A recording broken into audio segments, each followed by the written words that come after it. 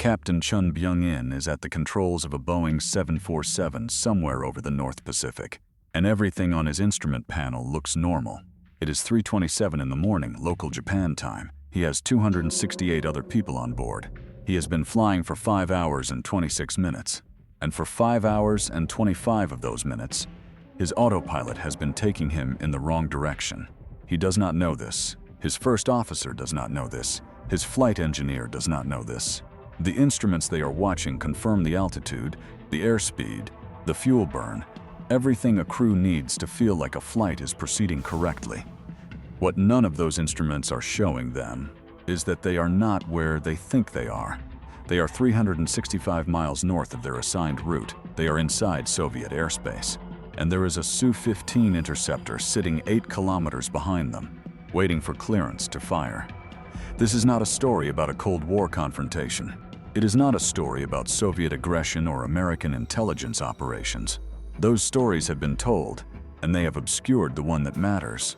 This is the story of a single switch in a cockpit in Anchorage, Alaska, left in the wrong position for 90 seconds, and the chain of decisions on both sides that turned that error into a geopolitical catastrophe that killed 269 people and reshaped global aviation forever. The margin between a routine overnight flight when one of the worst aviation disasters of the 20th century was 10 minutes. That is the number, everything else is the mechanism. The flight number was KL007, Korean Airlines New York to Seoul, with a scheduled refueling stop in Anchorage. It was August 31, 1983. The Boeing 747-230B landed at Anchorage International Airport at 3:30 in the morning. Refueling and ground handling took 90 minutes at 5 a.m. local time, with 246 passengers and 23 crew aboard, including 22 children under the age of 12 in U.S.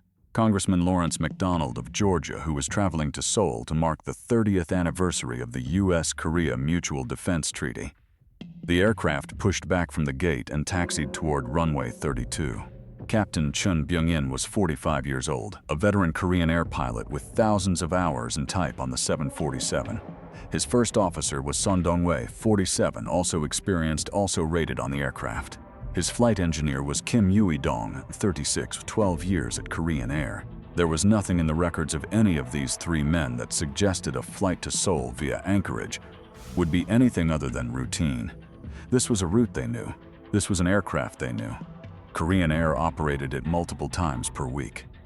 Air traffic control in Anchorage gave the crew their initial departure clearance. Turn to a magnetic heading of 220 degrees. Proceed direct to the Bethelvor navigation beacon. Then join route Romeo 20, the northernmost of 5 high-altitude airways bridging Alaska and Japan, designated by the International Civil Aviation Organization for Trans-Pacific Traffic.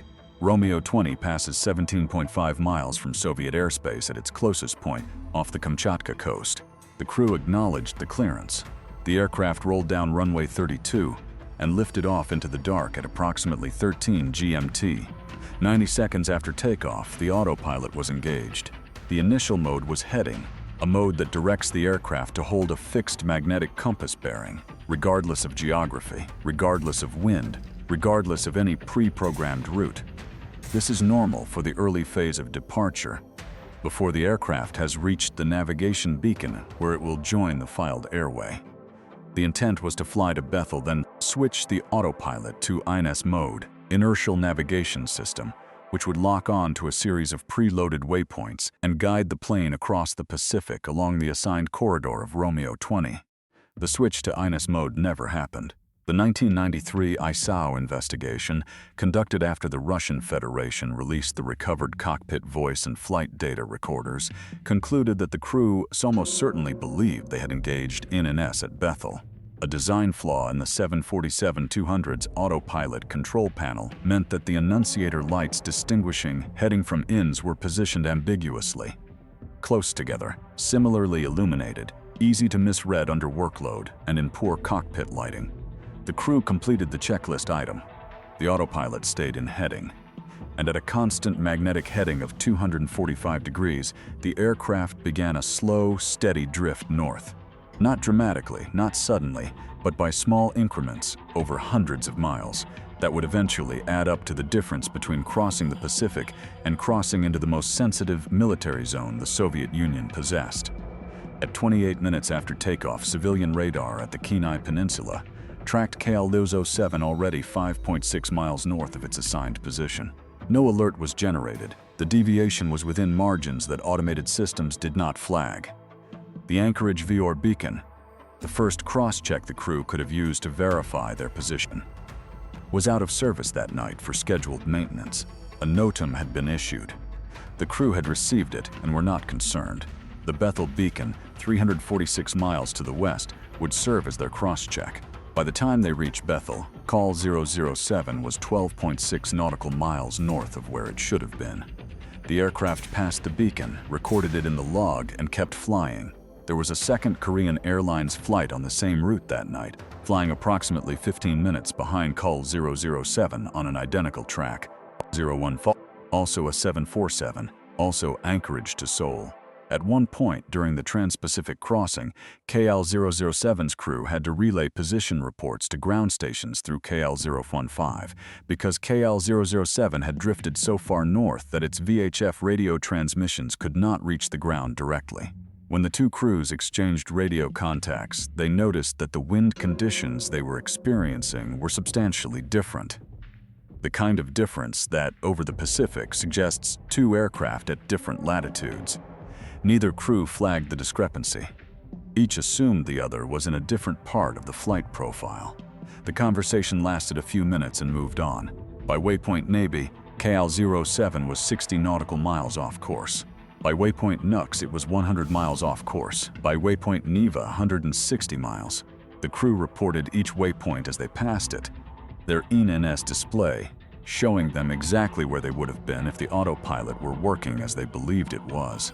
The reports were accepted without question by the Japanese Oceanic Control Center that had taken over communications. There was nothing in the voice transmissions, nothing in the fuel burn figures, nothing in the airspeed or altitude readouts that indicated anything was wrong. It was a normal night flight across the Pacific. Everyone on board was asleep or reading or watching the early minutes of dawn through the windows on the right side of the aircraft. At 14:51 GMT, Soviet radar stations on the Kamchatka Peninsula detected an unidentified aircraft approaching from the northeast at high altitude. This was KL-07 at almost exactly the same time, a U.S. Air Force ARS-135 reconnaissance aircraft, a Cobra Ball model, assigned to the 24th Strategic Reconnaissance Squadron at Eielson Air Force Base, Alaska, had been operating in international airspace off the Kamchatka coast for several hours, monitoring a Soviet ballistic missile test scheduled for that night. The RC-135 was not a secret. Soviet air defense tracked American reconnaissance aircraft routinely in this zone. The Cobra Ball flew in wide circles, gathering electronic intelligence, staying in international airspace. Its presence was expected, its behavior was known, and its track on Soviet radar was familiar. When KL-007 appeared, entering the same general radar sector at approximately the same altitude, the Soviet operators had been watching the RC-135 for hours. The two aircraft, a Boeing 747 and a Boeing 707, share the same fuselage design. On radar, in the dark, at the distances involved, the returns were similar enough that the operators did not immediately distinguish them as two separate aircraft. For a documented window of approximately 10 minutes, Soviet air defense tracked what they believed was a single continuing contact. During those 10 minutes, the RC-135 completed its mission and turned northeast toward the Aleutians. As it departed, the remaining contact on Soviet radar was KL-007, now deepening into Kamchatka airspace. The operators concluded that the reconnaissance aircraft had changed course and was now penetrating Soviet territory. Soviet fighters from the Yelizovo air base scrambled to intercept. KL-07 flew across all of Kamchatka without being caught. The intercept failed when the fighters could not close the distance before the 747 crossed back into international airspace over the Sea of Okhotsk. Soviet commanders ordered the fighters to break off. The intercept was documented, the contact was logged, and for the next hour, as KL-007 crossed the Sea of Okhotsk and approached Sakhalin Island, Soviet air defense commanders on Sakhalin were briefed. An unidentified aircraft, possibly a reconnaissance platform, had penetrated Kamchatka and was now approaching a second restricted zone. General Anatoly Kornikov, commander of Sokol Air Base on Sakhalin, took direct control of the Intercept. New fighters scrambled. At 17:53 GMT, Kornikov transmitted an order to the command post of General Valery Kamensky, the regional air defense commander. Destroy it, even if it is over neutral waters. The transcript of that transmission was recovered in the ESAO investigation. The order was given before any additional identification had been attempted, before the aircraft had entered Sakhalin airspace, and before Major Gennady Osipovich had positioned his Su-15 behind the target. Osipovich was 35 years old, an experienced interceptor pilot with the Sakhalin Air Defense Forces. He acquired Kapl 07 on his radar at 1811. He confirmed visual contact. He could see navigation lights, the white strobe at the tail, the red and green lights at the wingtips. He reported his observations. He described the target as large. He filed no objection. His orders were to destroy it. At 1819 GMT, Osipovich fired warning cannon bursts as instructed. His Su-15 did not carry tracer ammunition that night. The cannon rounds left no visible streak of light. The cockpit of Kal 07, dimmed for the overnight leg, showed nothing. Captain Chun and his first officer had their eyes on instruments. No one in the cabin noticed a Soviet fighter in the dark 8 kilometers behind them. Osipovich reported to his controller that the warning shots had produced no reaction. His controller reported this to Kornikov. At 1822 GMT, Osipovich drew alongside the 747, then dropped back into firing position as the aircraft slowed during a climb request. Tokyo Air Traffic Control had cleared KL 007 to climb to 35,000 feet at 1820. A routine commercial request for fuel efficiency, made and granted in the ordinary course of a trans-Pacific flight. As the aircraft slowed to build lift during the climb, Osipovich repositioned. The Intercept took 90 seconds to reset. At 1826 2 GMT, Osipovich fired 2 R-60 air-to-air missiles. One detonated close to the rear of the aircraft. Fragments pierced the fuselage and damaged hydraulic systems controlling the rear control surfaces. 4 engines continued to run. The aircraft could not be controlled. At 1826 6 GMT, the cockpit voice recorder captured Captain Chun. What happened? It was the first indication in the cockpit that anything had gone wrong.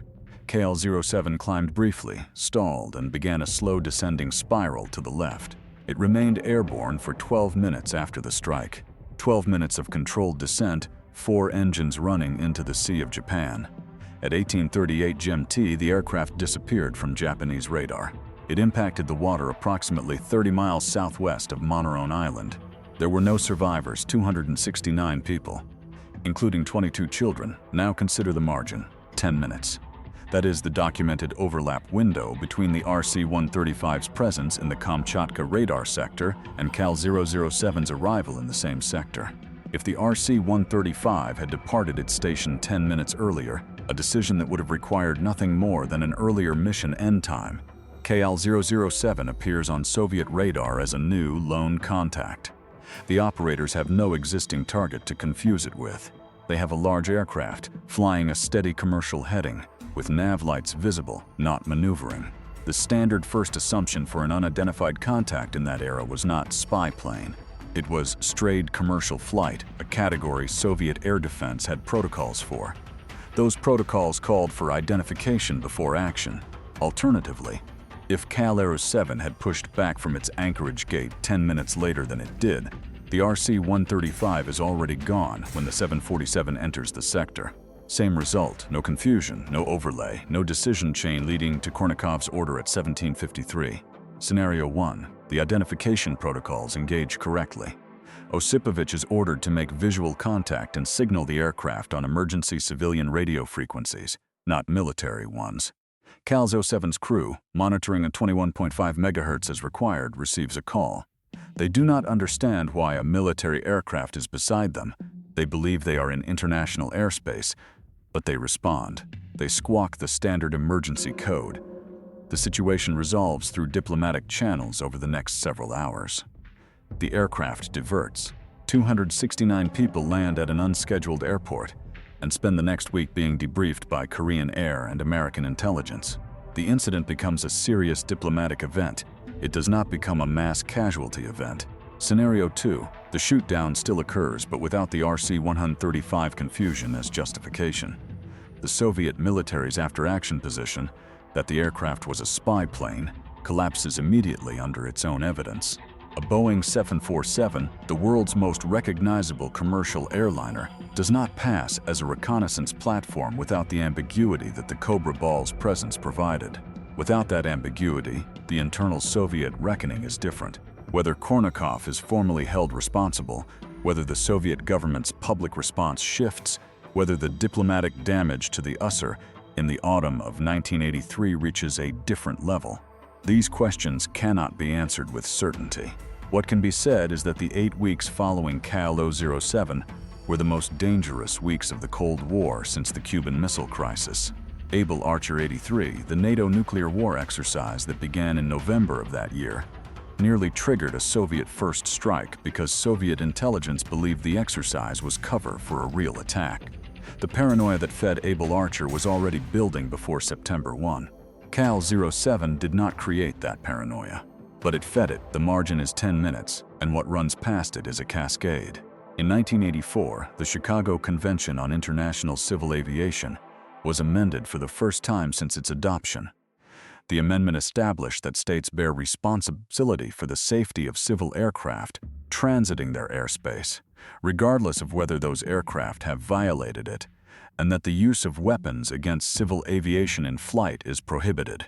Article 3 bis entered into force in 1998. It governs the legal framework for every commercial aircraft crossing a national boundary today.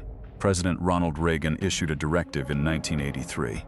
The American Global Positioning System, then a military-only asset with a partial satellite constellation, would be made freely available for civilian aviation worldwide once complete. The directive was a direct response to the navigation failure aboard Cal 007. Reagan announced it in a national address. GPS became fully operational for civilian use on July 17, 1995. The system now guides approximately 45,000 commercial flights per day. Every aircraft, on every route that arrives where it is supposed to arrive, uses infrastructure that exists because a crew in Anchorage left a switch in the wrong position for 90 seconds. The autopilot interface on the Boeing 747 was redesigned across the fleet. The ambiguity in the mode annunciator panel, the design flaw that allowed a crew to believe they were in INUS mode while remaining in heading mode, was eliminated. The redesign became mandatory across the aviation industry. More than a dozen similar incidents had been documented before Cal 07, according to the ESAO investigation. After the redesign, that category of error effectively disappeared from the record. This is what the record contains: a switch, 90 seconds of inattention at the end of a long overnight departure, and a 365-mile deviation that built, 1 nautical mile at a time, over 5 hours and 26 minutes of flight. A radar picture where 2 aircraft occupied the same sector for 10 minutes, and one set of observers made a reasonable assumption from incomplete information. A general who received that assumption and issued an order before the identification process was complete. A pilot who had doubts reported them and followed his orders. 12 minutes of descent, engines running, nothing to be done. No one in this chain was operating outside the boundaries of what their role, their training, and their information required. Captain Chun was flying the aircraft the way he was taught to fly it. The Soviet radar operators were reading the picture in front of them the way they had been trained to read it. General Kornikov was executing the doctrine of his command. Major Osipovich was following orders. The catastrophe did not require malice. It required a 10-minute window, a design flaw in an autopilot panel, and a night dark enough that no one on the ground could see the navigation lights on the plane until it was too late to matter. Every episode of history has a version that never got told.